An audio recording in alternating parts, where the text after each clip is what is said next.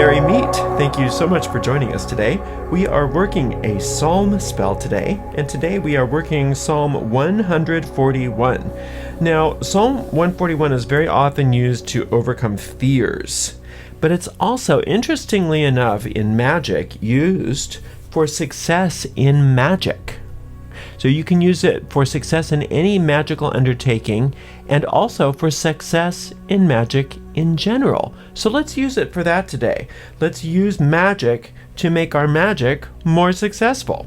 And that's what Psalm 141 is very, very adept at doing. The way we work these psalm spells is simple and very powerful. You take the psalm in question, in this case Psalm 141, and you read it out loud all the way through without stopping, and that's known as an incantation. And then you go back through that psalm and you read it again, but you take it slowly, verse by verse, and you extract the hidden occult meanings that you find within that psalm. And through that searching and that digging and that contemplating and that thinking, and then also the application of those truths to the issue at hand, you are actually discovering and then planting magical seeds deep in the fertile ground of your mind. And those seeds, quite literally, take root and grow and bear fruit after their kind. And that's what we're going to do right now with Psalm 141. Lord, I cry unto thee, make haste unto me, give ear unto my voice when I cry unto thee. Let my prayer be set forth before thee as incense, and the lifting up of my hands as the evening sacrifice. Set a watch, O Lord, before my mouth. Keep the door of my lips. Incline not my heart to any evil thing, to practice wicked works with men that work iniquity, and let me not eat of their dainties. Let the righteous smite me, it shall be a kindness, and let him reprove me, it shall be an excellent oil, which shall not break my head, for yet my prayer also shall be in their calamities. When their judges are overthrown in stony places, they shall hear my words, for they are sweet. Our bones are scattered at the grave's mouth, as when one cutteth and cleaveth wood upon the earth. But mine eyes are unto thee, O God the Lord. In thee is my trust. Leave not my soul destitute. Keep me from the snares which they have laid for me, and the gins of the workers of iniquity. Let the wicked fall into their own nets, while I withal escape. All right, so here we go to work the magic on this. And just a reminder, we are working this magic in order to have more success in our magic. So it starts out with, Lord, I cry unto thee. It's always important that we understand when we are addressing the Lord of these Psalms, we need to remind ourselves who we're addressing. We are not addressing a patriarchal deity of any kind. We are addressing the Godhead itself. So this is a pre-gender God. This is a pre-gender force. It's not a deity, and it's definitely not something that's separate from us. This is the source of all life. There's one power, one source, one substance, one presence in all the universe, and that is who and what we are addressing here. It is before all gender, it is before all form, it is the source of all life, it is perfect life, it is perfect love, it is perfect infinite intelligence, it is perfect law, it is perfect spirit, infinite spirit. It cannot be destroyed, it cannot be thwarted, it cannot be vitiated. Nothing can oppose it. So when we are one with this force, we are one with all, and one with God is a majority. So we say, Lord, I cry unto thee. Make haste unto me. Give ear unto my voice when I cry unto thee. Now we have to remind ourselves that this power, that the Lord of the Psalms always gives ear to our voice, always hears us, always knows what we need before we do, always knows what we're going to say before we say it, because this force is all powerful and all knowing. So we're not capable of actually convincing this power to listen to us, because it's already listening to us. What we're doing is we are putting ourselves in tune with that power. We are putting ourselves in alignment with what is already true, and that is that we already have this unbreakable line of communication to this power, to this source. Let my prayer be set before thee as incense, and the lifting up of my hands as the evening sacrifice. Okay, so this is hearkening back to some of the rituals of the practices of the ancient Hebrews here. And remember, these psalms were probably older than those practices, so they were probably appropriated and rewritten somewhat in order to fit into those practices. But let's look and see what that means, though. When you let your prayer be set before the Lord as incense. Incense is even just taking it out of the context of the historical understanding of what those rituals were. Think about what incense is. It's a burnt offering. So it's an offering that we give through fire. Now the incense is in order to perfume. In order to give your offerings to the Lord in incense, you want it to be the most sweet smelling incense it could possibly be. So if your prayer is like incense, your prayer needs to not be, oh please, oh please, oh please, because that's not a sweet smelling incense. It's a foul smelling incense. What you want is praise and gratitude and love. If you have love and praise and gratitude as your prayers, then that is the sweet smelling incense. And then that puts you right in alignment with the power that can lift you up out of any situation or give you whatever it is that you desire. So you don't want to come to these psalms with this sense of, oh, everything's so bad and you've got to save me. You want your prayer to be like that incense. And it says, and the lifting up of my hands as the evening sacrifice. Well, remember, all cultures, not just the ancient Hebrews, all ancient cultures understood that the fire represented infinite spirit, and that anything that you returned to the fire is what you wanted more of. So that's why at the harvest we would put fruits and vegetables and things like that into the fire. There would be fire ceremonies in all of the cultures. And then also there was animal sacrifice and even human sacrifice in those olden times, because in their minds, well, we need to give more of what we want, so we need more livestock, we need more people, maybe if there was a, because back in the day we needed to be fruitful and multiply. Now we have an overabundance of people, but back in the day you needed more people. You wanted a strong tribe. So that's where a lot of that came from, the idea of animal and human sacrifice. What they didn't count on, though, back then, is that when you put animal and human sacrifice into the fire, you're not just sacrificing the people and the livestock, you're also sacrificing their pain and their fear.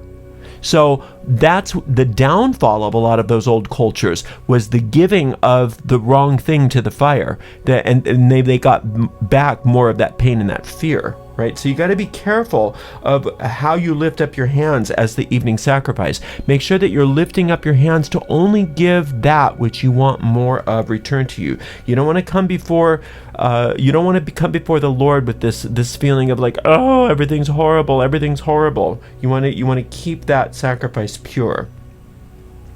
Set a watch, O Lord, before my mouth. Keep the door of my lips. This is such an important thing, especially for everybody that wants to have magical success. You gotta watch what you say. You gotta watch the power of your words.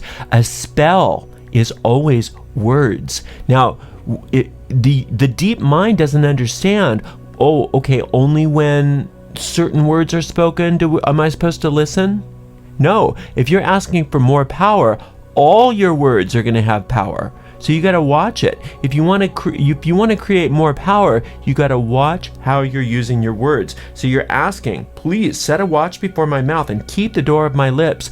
I don't want to say anything or use my words inappropriately. I don't want to start talking about complaints. I don't want to start talking about how bad everything is. I don't want to start talking about what I don't want, because that's like adding that animal or human sacrifice where you think you're gonna get back what you want, but you're actually gonna get back the pain that you put in the fire.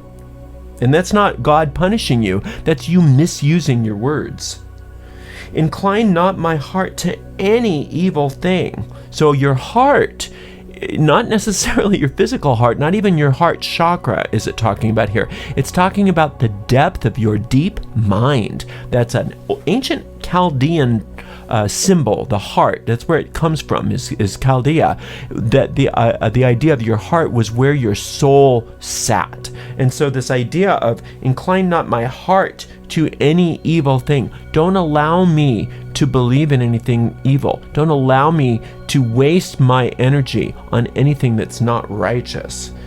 To practice evil, to practice wicked works with men that work iniquity. So that's not only asking to make sure that I'm not thinking things poorly or using my mind wrong or my words wrong, but also help me in the company I keep. Help choose where I get my news. Help me choose where I get my data from. Help me choose who I hang out with, because I don't want to be practice wicked works with men that work iniquity. And let me not eat of their dainties. Dainties meaning delicacies. So the things the evil parts of this world, and this is basically the ego mind. The ego mind that wants to prove that we're separate has all kinds of little prizes that it wants to give us. This world is always saying, oh yeah, but then you could be rich, or oh yeah, but then you could have fame, oh yeah, but then you could have fortune, oh yeah, but then you could have all these things. Now those are the obvious ones, but the weird ones that we got to watch out for is, oh, but then you get to have people feel sorry for you. Oh yeah, but then you have an excuse not to try so hard. Then you have this, then you have that. Those are neurotic payoffs that we don't want. We don't want to have neurotic payoffs for our problems. And a lot of people don't realize that, and that this is what it's talking about. And this is what stands in the way so much of people's magical success, is they don't want to give up their problems, because secretly, even unto themselves, they have an investment in those problems, because those problems in their mind maybe let them off the hook. Yeah, I don't have to try so hard because I'm broke.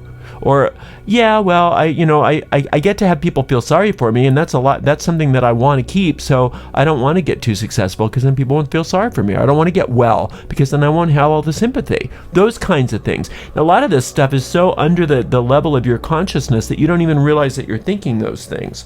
So it's really important that we understand that let me not eat of their dainties is not just the obvious ones, but the not so obvious ones. Let the righteous smite me, it shall be a kindness. Okay, what that is talking about is we're not asking to be beaten up. We're saying, if I fall off the way and I start going down a path that's going to pull me away from my magical effectiveness, let my righteous thoughts come in and catch that right away and say, no.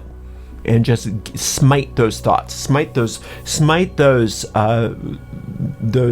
decisions that we're making, smite all of those motivations that we might have that keep us from our success. Let the righteous smite me, it shall be a kindness.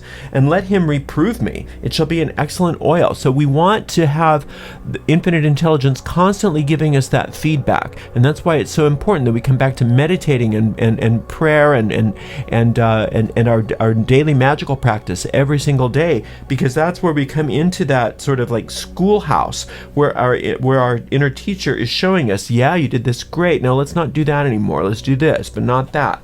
That's an excellent oil. Let him reprove me. It's an excellent oil.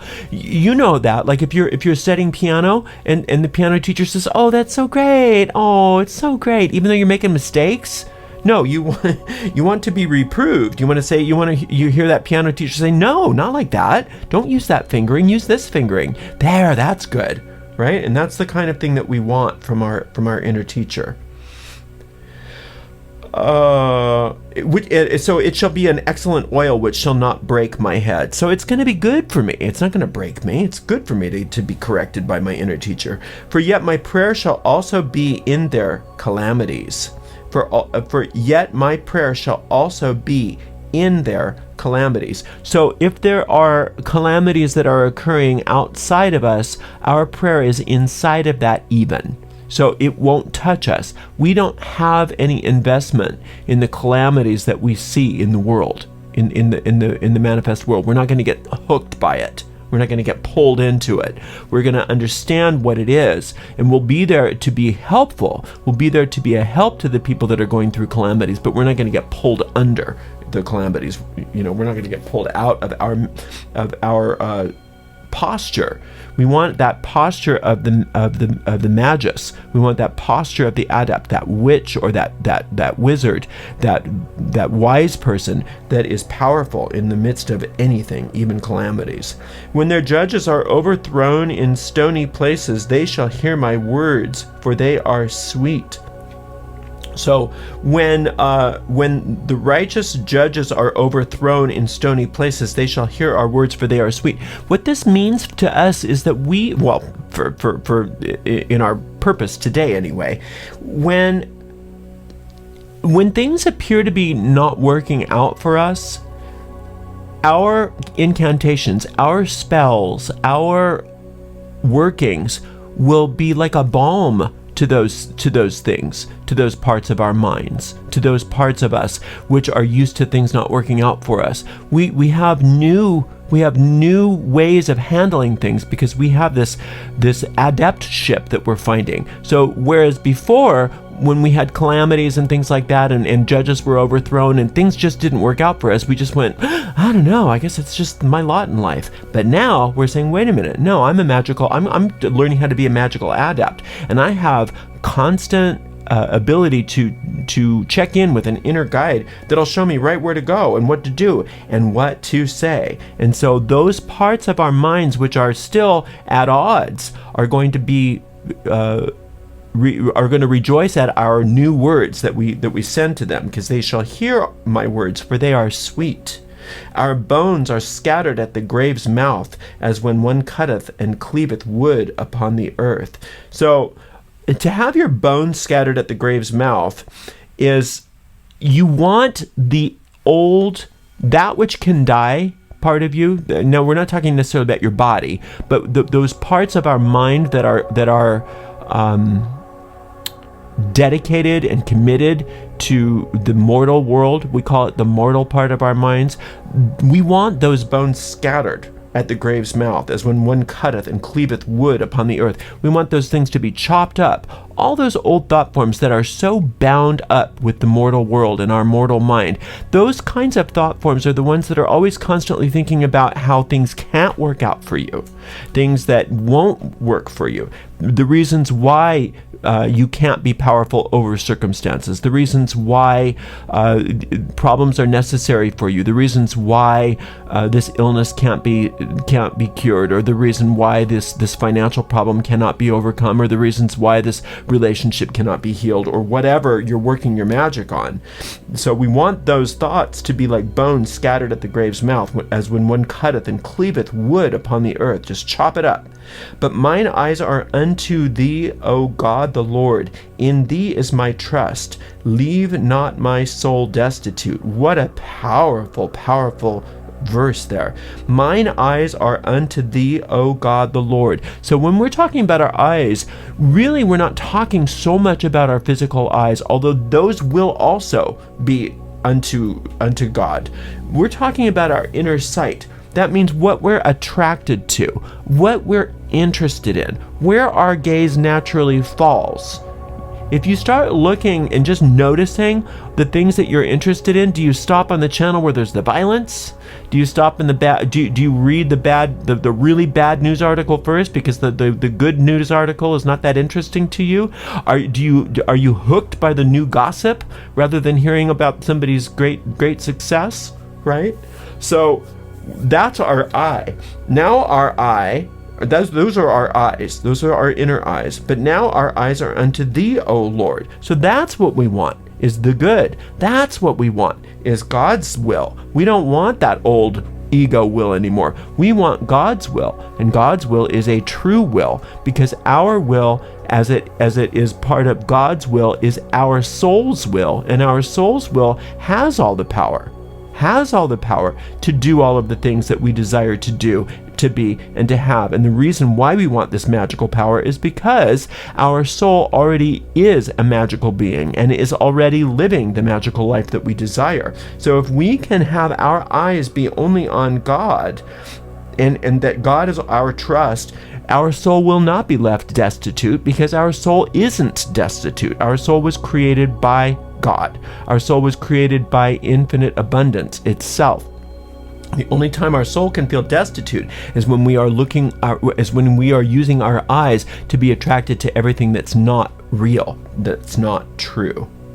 Keep me from the snares which they have laid for me, and the gins of the workers of iniquity. Well, it's really easy to blame those snares on the workers of iniquity as if they're something outside of ourselves.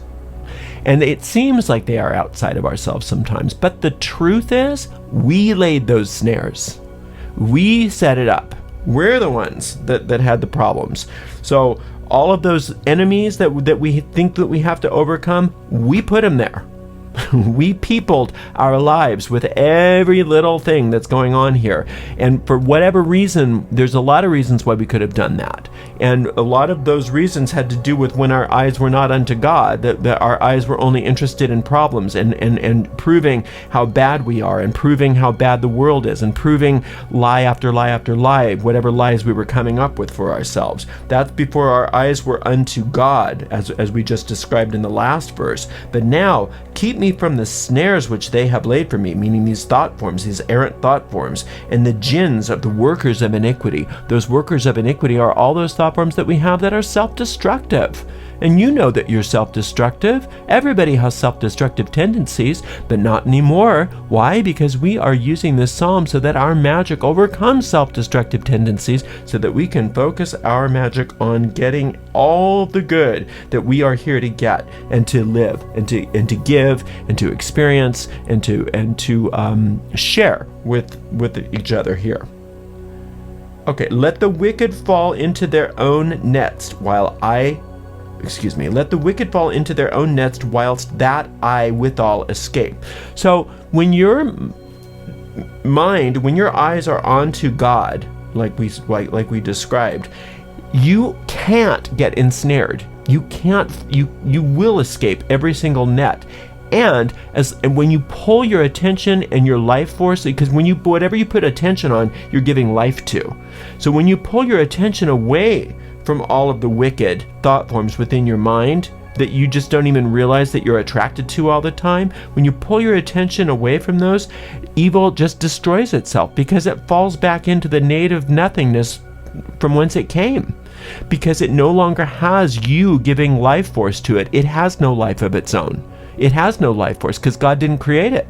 The only way evil can exist is if we give it life, is if we give it our attention. So we pull our attention away from that evil that is within us, and we realize there is no evil within us because God didn't create evil.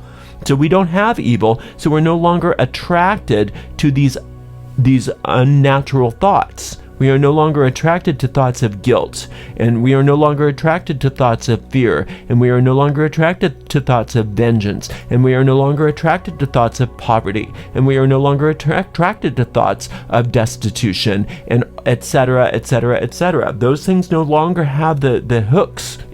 They no longer hold interest for us. Why? Because our minds are stayed on God. our focus is on God. And when we say God, we're not talking about a male patriarchal deity. We're talking about the source of all life, the one true power of the universe.